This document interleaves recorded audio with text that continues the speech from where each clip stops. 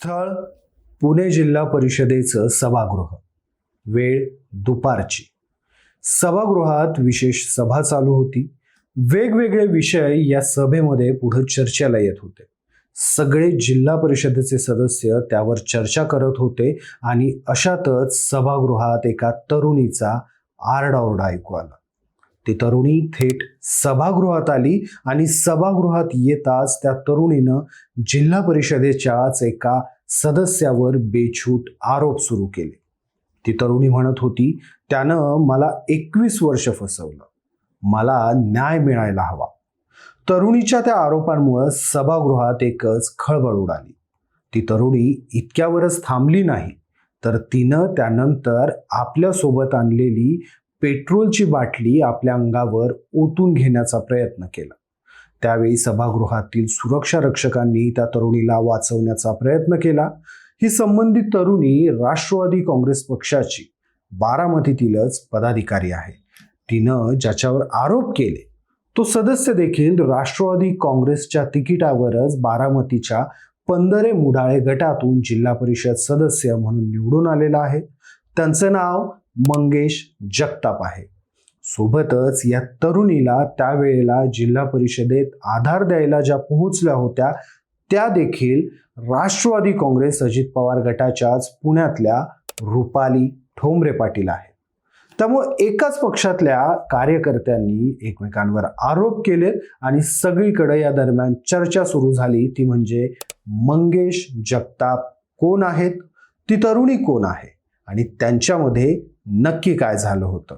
सत्ताधारी पक्षाची पदाधिकारी असताना न्याय मिळवण्यासाठी त्या तरुणीला जिल्हा परिषदेच्या सभागृहात काय यावं लागलं, या सगळ्या प्रश्नांची उत्सुकता सध्या राज्याला लागून राहिली आहे. त्यामुळे या सगळ्या प्रश्नांची उत्तरं आपण पुढच्या काही मिनिटात घेणार आहोत. नमस्कार, मी हिवरकर शशिकांत आणि तुम्ही पाहताय कट टू कट. पुणे जिल्हा परिषदेच्या सभेमध्ये झालेला राडा आता अवघ्या महाराष्ट्रात चर्चेचा विषय झाला. एका महिलेनं या सभागृहात येत सभागृहातल्या सदस्यावर जाहीरपणे लग्नाचं आमिष दाखवून फसवणूक केल्याचा आरोप केला. तोही थोडे थिडके नाही तर तब्बल 21 वर्ष. यामुळे जिल्हा परिषदेत अक्षरशः गदारोळ माजला होता. या प्रकरणामध्ये संबंधित महिलेनं ज्या सदस्यावर आरोप केले त्यांचं नाव मंगेश प्रतापराव जगताप आहेत. मंगेश जगताप हे पुणे जिल्हा परिषदेच्या पंधरे मुढाळे गटाचे सदस्य आहेत. NCP अजित पवार गटाच्या तिकिटावर ते निवडून आलेले आहेत. या निवडणुकीमध्ये मंगेश जगताप हे सर्वांच्या चर्चेचा विषय ठरले होते, कारण या निवडणुकीत ते तब्बल 17,536 मतांनी विजयी झाले होते. या निवडणुकीत मंगेश जगताप यांना 20,800 मतं मिळालेली, तर त्याच वेळी त्यांचे प्रतिस्पर्धी असणारे सूरज जगताप यांना अवघी 3,264 मतं मिळाली होती. हा झाला त्यांचा जिल्हा परिषदेतला प्रवेश. पण मंगेश जगताप हे काही जिल्हा परिषदेच्या निवडणुकीच्या निमित्तानं पहिल्यांदा राजकारणाच्या आखाड्यात उतरलेले नाही. त्यांच्या घराण्याचा देखील राजकीय वारसा राहिलेला आहे. यापूर्वी मंगेश जगतापांनी राज्यातल्या प्रतिष्ठित अशा माळेगाव सहकारी साखर कारखान्यावर संचालक म्हणून काम केलेलं आहे. माळेगाव सहितच बारामतीच्या सामाजिक आणि राजकीय वर्तुळात त्यांचा वावर आहे, चांगलं वजन आहे. त्यांनी आपल्या आजूबाजूच्या परिसरात युवकांचं संघटन देखील मोठ्या प्रमाणात केलंय. त्यांचे वडील देखील राजकारणाशी सक्रिय असल्याचं बोललं जातं. यासोबतच राष्ट्रवादीमध्ये त्यांच्या कामांमुळे त्यांना जिल्हा परिषदेसाठी तिकीट देण्यात आलं होतं. त्यामध्ये त्यांनी विजयी मिळवला आणि त्यांच्या जिल्हा परिषदेच्या राजकारणाला सुरुवात झाली.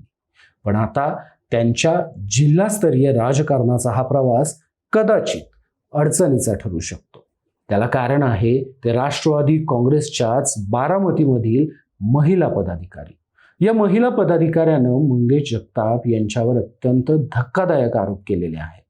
सर्व सदस्य सभागृहात असताना, सभागृहामध्ये चर्चा चालू असताना, सभा चालू असताना ती तरुणी थेट सभागृहात आली आणि मंगेश जगताप यांचं नाव घेऊन त्यांच्यावर लग्नाचं आमिष दाखवून फसवणूक केल्याचा आरोप केला.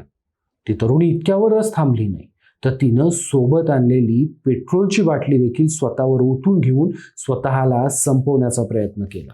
त्यावेळी सभागृहाच्या सुरक्षा रक्षकांनी त्या तरुणीचं प्राण वाचवलं, मात्र ती महिला पदाधिकारी आपल्या म्हणण्यावर ठाम होती. तिचं म्हणणं होतं, मला या प्रकरणात न्याय हवा.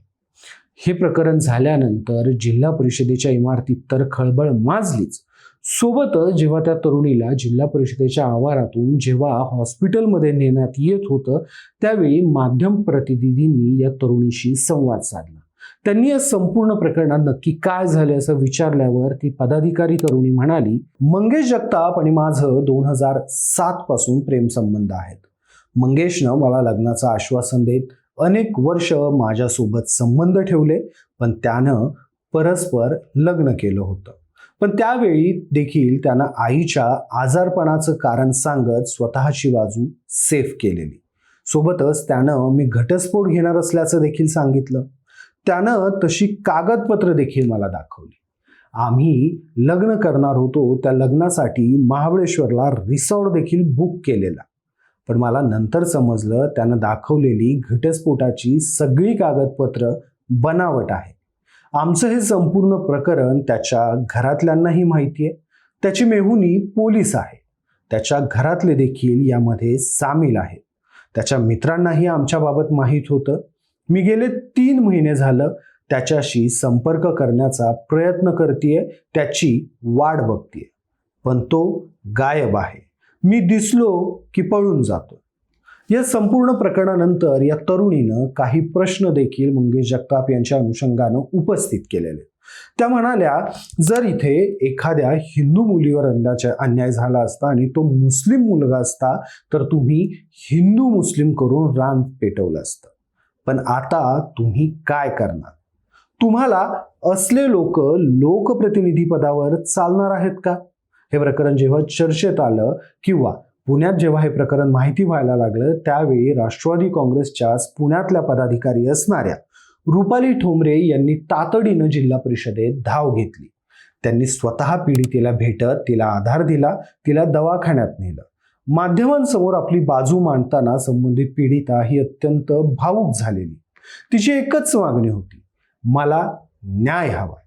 एखाद्या मुलीला फसवणारा माणूस इतक्या जबाबदार लोकप्रतिनिधी पदावर राहायला हवा का? या संपूर्ण प्रकरणामध्ये संबंधित मुलीनं म्हणजे पीडितेनं जे काही आरोप केले त्या अनुषंगानं माझ्याकडं या संपूर्ण घटनाक्रमाचे पुरावे आहेत असं देखील तिनं सांगितलंय. तिनं 1-2 नाही तर कित्येक वर्ष मंगेश जगताप आपल्याला फसवत असल्याचं म्हटलंय. सोबतच त्याच्यावर माझं प्रेम असल्यामुळं मी लग्न केलं नाही, मी माझ्या घरच्यांना विरोध केला असंही त्या ठामपणे म्हणत होत्या. पण त्यानं मात्र माझी फसवणूक केली असं सांगतच मंगेश जगतापांवर आरोप केले. या संपूर्ण प्रकरणावर मंगेश जगताप यांची अद्यापही कोणतीच प्रतिक्रिया आलेली नाहीये. पण ह्या संपूर्ण घटनाक्रमातली एक विशेष गोष्ट म्हणजे ज्यांच्यावर आरोप झालेत ते जिल्हा परिषद सदस्य मंगेश जगताप हे देखील राष्ट्रवादी काँग्रेस अजित पवार गटाचे आहेत. त्यांच्यावर ज्या महिला पदाधिकाऱ्यांना आरोप केलेत त्या देखील राष्ट्रवादी काँग्रेसच्या आहेत. आणि अशा वेळी संबंधित महिलेला सावरायला ज्या पुढे आल्या त्या रुपाली ठोंबरे देखील राष्ट्रवादी काँग्रेसच्याच पदाधिकारी आहेत.